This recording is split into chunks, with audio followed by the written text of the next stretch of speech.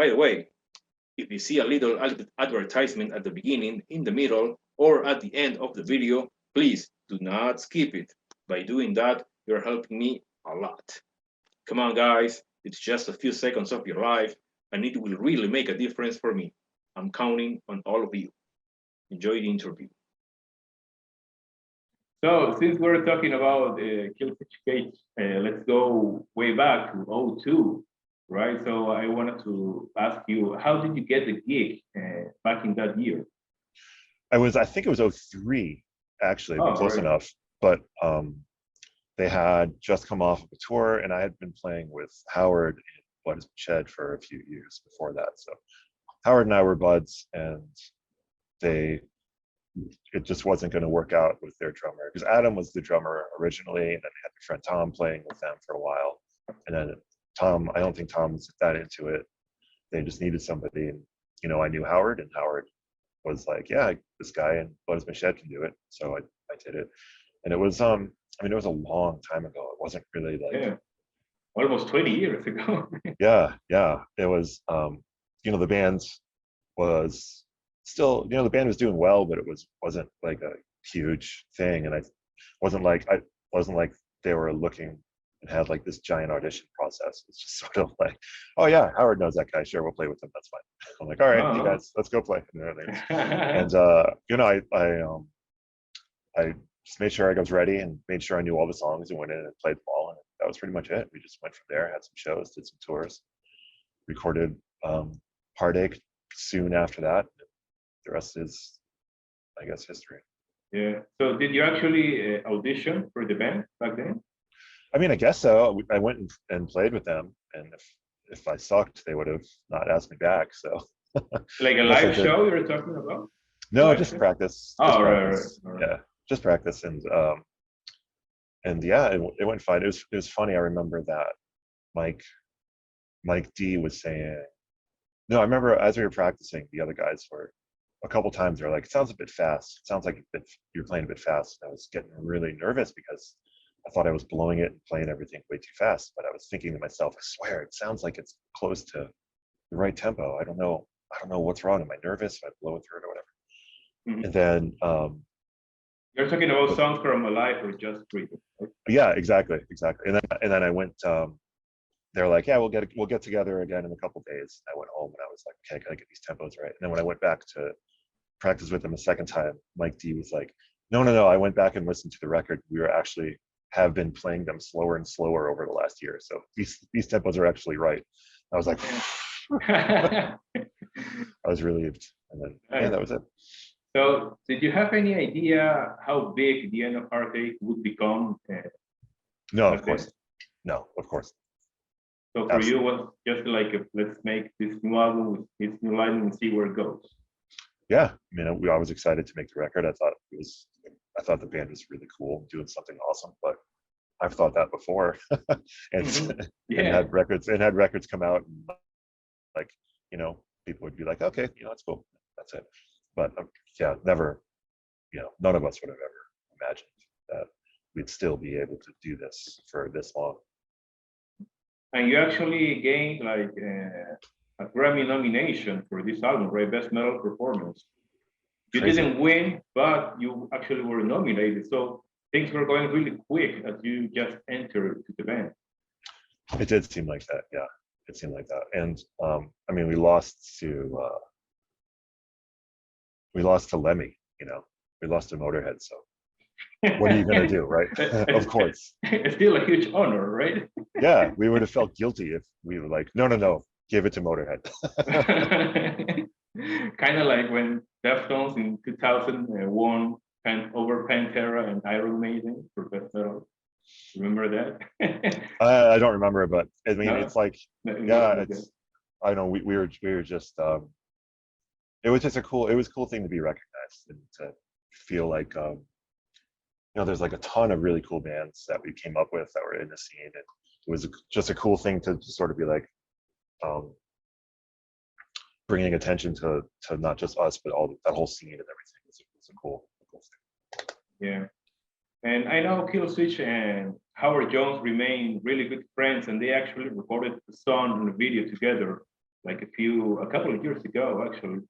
So since you remain really close, is there any chance for a studio album or maybe an EP with both singers at the same time? Uh, who knows? I mean, we did the song, you know.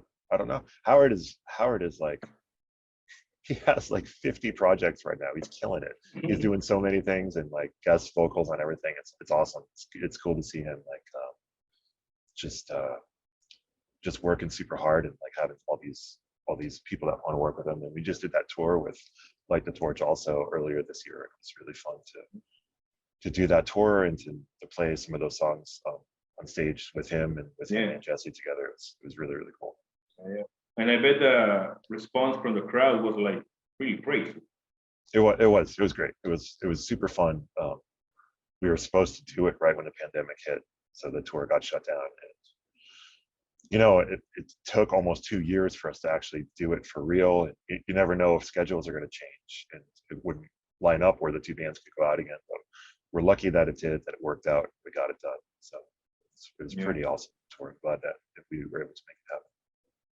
Yeah, if you look through the history of metal, you know, when a singer left a band or inspired from a band, there is pretty much always like a really bad blood between the two parts, right? The former singer and the band.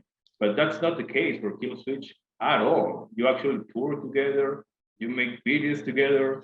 So my question is, what's the secret to remain really close friends with your former singer? That's a good question. I don't know. Breakups are hard. Yeah, Life is short, but yeah, it's a lot easier to be friends with people than to, I don't know, hold grudges or be angry. So it's just yeah, none of us want to be mad. We all just want to be happy and have a good time and have friends. So yeah, I don't know. I don't know. Especially Adam D, one of the happiest guys in metal, right? Yes, definitely. Okay, great. So let's go way back to 2012 when Jesse Leach rejoined Killswitch Engage. So how was the vibe back in those days when he got back to the band? How was the vibe? It was a mix of excitement and probably nerves, I guess, because like you said, it's tough when there are singer changes, even though it was somebody that was in the band. It wasn't a third singer, it was a first singer again. Yeah. So it just made sense. We were all really excited because it just felt really good to play with Jesse and to write with Jesse. It was good, but you just never know. I mean, who knows? We had a lot of really good years and a lot of really good songs and records with Howard, so we didn't know if people were going to be into it or if people were going to be like, eh. But yes, it's gone really well. And yeah, having like we already talked about, having this last record to do Signal Fire together was a cool thing. It was just sort of wrapped it all up kind of nicely. Yeah. No, I remember back in that year, I'm talking as a fan, I said, that's the right choice. That feels right, you know, to get Jesse back in the band. Since Alive or Just Breathing was such a revolutionary album back then, you know, too, one of the first new wave of American heavy metal albums. I still remember the very first time I listened to that album. It was a school trip in high school, right? Oh. And a friend of mine was like, you need to listen to this band. And I was like, whoa, my God, this is amazing. And I really liked the vocals as well. So when he left the band, I was kind of bummed, but at the same time, the Heartache was such a great album. It was like such an amazing record. And you guys won me like that, like really, really fast. And when Howard left the band, I was like, no, Jesse has to come back right now. That's the right thing to do. That's the right choice. So as a fan, I was like really happy about that. It made sense. Once we got together and played with him, we were all just sort of like, yep, this feels right. Let's do this. So it's been 3 years almost since the last Killswitch album, right? Studio album. So are you guys already writing new stuff? We've kicked some ideas around together.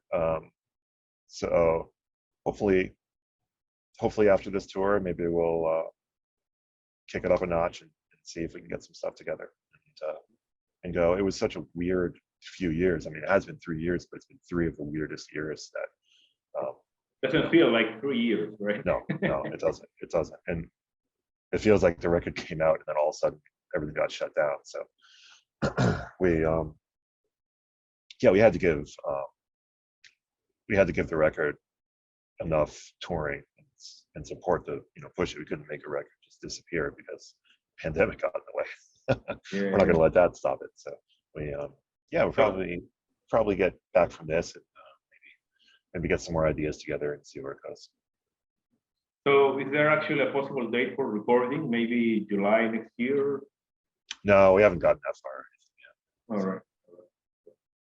Okay, Kitty, Shadows Fall, and God Forbid just did a reunion show in this festival, right? Like a week ago, more or less.